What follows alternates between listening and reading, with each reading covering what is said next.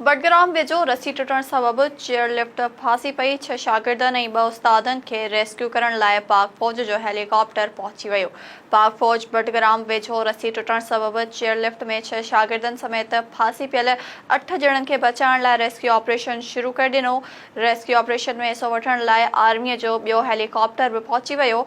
SSG commandos ते ॿुधल हिकु team बि ऑपरेशन में हिसो वठी रही आहे। ISBR जो चवणु आहे त चेयरलिफ्ट में फाथल माण्हुनि खे बचाइण लाइ समूरा वसीला कुतब आंदा वेंदा।